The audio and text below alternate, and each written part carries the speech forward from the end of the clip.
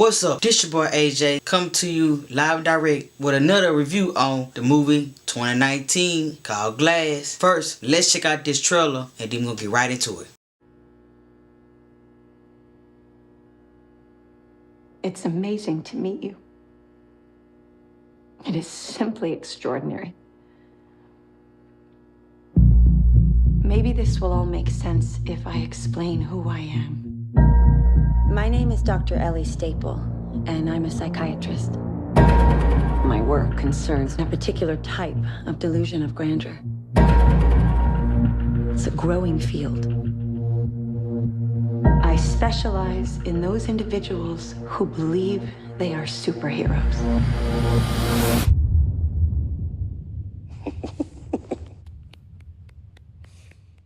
Good for you.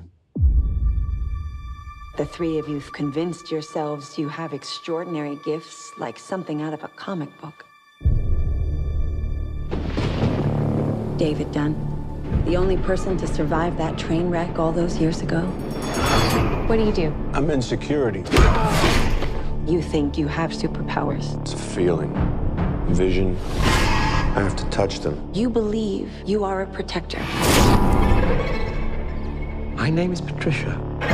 I have no question there are 24 identities I'm Mary Reynolds. Por favor, señora. We almost got you, bro. that live in that body with you. The beast is coming any minute now for you guys. But what I am questioning is your belief that you are something more than human. And yet, it is true. My bones break easily. I've had 94 breaks in my life. But you have an extraordinary IQ. This is not a cartoon. This is the real world. No way. And yet, some of us still don't die with bullets. Some of us can still bend steel. I've been waiting for the world to see that we exist. May I meet the beast? I hope for your sake that he likes you. That sounds like the bad guys teaming up. A lot of people are going to die. Don't do this. Are you ready?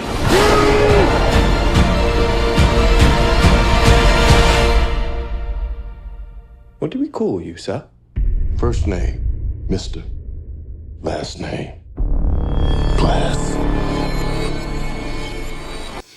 Man, did you see that? I was happy to go see this movie tonight. Got a lot to talk about. First, let's talk about this director and writer, M. Night. He came back with a third sequel to his first two movies, Split and Unbreakable, starring Bruce Willis, Samuel Jackson, and your boy James McAvoy, however you pronounce it. But James, y'all know who he is. He played boy there on the Split, played Kevin in Split. But brought them all three together, gave us a movie called Glass. Now, I did a couple of notes taken, because this movie was, to me, was a little confusing, but it's also was a little thriller, drama, fantasy, all mixed in one. The movie started out with two boys running, doing YouTube, shooting video to put it on internet to make it go viral. And that's when they introduced us to Bruce Willis, David Dunn, the old baseball security guard that has now retired. And now he's doing security. He has a security company store that him and his son is running. Spence has grown up, and your boy David, he just want to be the average Joe guy, but part of him, he still want to have that superhero life as far as going helping the innocent people and stopping being the superhero of the nightlife. But he don't want to be known. And his son is like, you know, Dad, we gotta, gotta slow up on this situation because someone's going to detect who you are. But do he listen? No. It goes from the scene of him going into this house with these two young men. They get to the confrontation. It jumps from that scene. Then they introduce us to your boy Kevin, played by James. He has 4 cheerleaders that he kidnapped. We don't get to see that situation. He just got them tied up, chained up to this steel piece of iron. And he's telling them, hey, the beast is gonna be back. Some of y'all ain't gonna be happy with the outcome, what's gonna happen. Of course, you get to see a couple of personalities right off the bat, but then he finally gets to bump into David. And he used his ability, which is when he touches people, he senses what is going on. What's the last thing that has this person have seen, touched, has been involved in, and that's how he detects that the Beast had these 4 girls. And of course, he don't do the whole rescue thing. They get to a big old altercation, the fight scene, which was very great shot. The shots were very good. It was a little dark, a little gloomy, but overall, I liked the fighting scene and the first fighting scene. But what got me by surprise is how they captured both of them. Too easy. You shouldn't have these 2 villains or superheroes or whatever you consider them as, and you're able to capture them too easy. Okay? They're captured by this woman by the name of Dr. Stevens, who's played by... And so they in the middle of this fight, and they captured by the doctor named Dr. Stevens, who's played by Sarah Paulson. Didn't know no back history behind her. All of a sudden, she just popped up out of nowhere, and she takes them into her custody, and she takes them to a psych ward. And David, he has an earpiece in his ear. He's communicating with his son the whole time. Him and this guy's fighting. I don't know how to. That must be a super glue gorilla piece stuck to his ear, because he's telling his son, "Hey, they got to take us to this psych ward." The son look it up and like, "Yo, I gotta go get my dad out." But fast forward, now they in this psych ward. They actually know how to control both of them. It's like they have studied these 2 individuals. And then that's when they introduce us to Samuel Jackson. Samuel Jackson also is in the ward. But what they introduce us is the fact that Dr. Stevens is sitting down and she's talking to Miss Price, which is Samuel Jackson's mother. The makeup on her is horrible. They try to age her, and it's horrible. And she's played by Charlayne Woodard. The makeup the costume makeup they doing on them is horrible in this movie. Could have been better. So that's how they introduced him into the scene. And the first, I want to say, hour of the movie, he has no scene. He's sitting as a zombie. Okay. Now they have all 3 of the actual villains, as they call them, locked up. And the Beast, in his mind, he is fighting with the light. The light is Kevin. Kevin is trying to come out, but all the other 23 personalities is trying to hold Kevin back, because they're trying to protect Kevin from the worst incident that occurred in his life. And the doctor is telling all 3 of them that the reason why they believe they are superheroes is because of the dramatic incident that occurred in their life.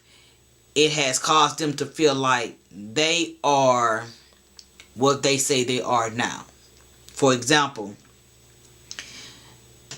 you get to see each one of their incident as the movie go on. And that's why I say that the movie started off good, and then it started dying until you got to the end, and he was like, now where do we go from here?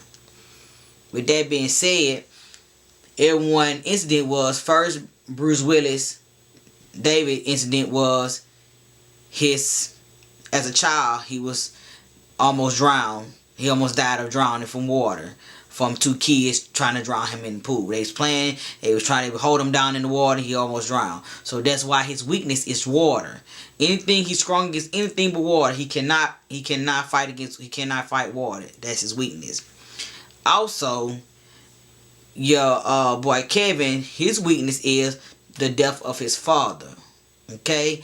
The pain and anguish of losing a father. And Samuel Jackson's weakness is him being on this this ride at this fair, and he has this major accident which caused him to do a major break in his arm. So that's how all of them get their ability of being the smartest man in the world, or the strongest man in the world, and the split personalities. Okay, so Dr. Steven, as the movie go on, you discover that she's working for a secret society, and the secret society has hired her to come in and track these 3 individuals down. And to eliminate them. Okay? And you was informed of this society at the end of the movie, when that society should have been brought up in the beginning of the movie. The major surprise of the situation is Joseph informs Kevin that the reason his father was killed on the train is because Mr. Glass, aka Mr. Pierce, played by Samuel Jackson, put a bomb on the train that not only his father was on, but David was also on the train. And that was the accident that David was the only surviving person of. Everybody died on the train but David. So Mr. Pierce actually set up the whole thing. If he would never put that bomb on the train, you would not ever have Kevin with the split personalities, and David would not have the power that he had as being the strongest man, or the unharmful, or however you want to put it. He would not be the way he is. All of them are the way they are because of Samuel Jackson, Mr. Pierce, because they found footage that shows Mr. Pierce, Mr. Price, I'm sorry. They showed Mr. Price coming off the train that Mr. Chrome and David was on. And everyone was a casualty and died but him, which flipped the tables. Now, enemies of my enemies have not started working together. Then they all three are fighting against each other. Overall, like I said, I give this movie a 6 out of 10. It could have been some things done. I think the reason why I'm all over the place with this movie is because they try to force a conflict in the movie, when only thing they had to do was just give me the background of the secret society and why was they trying their best to kill off these three individuals. Because in the meeting she says, well, I'm done here, let me go somewhere else and track out the next three individuals. So with that being said, I give this movie a 6 out of 10. If you like what you see, if you like what you hear, this is Capture Motion. Thumbs up this video, subscribe, share this video. Oh yeah, and don't forget to leave a comment on what movie you want me to go see next. I'm gonna go check it out just for you and give you either to chop this movie or go buy this movie. Don't buy this movie, chop it. Peace.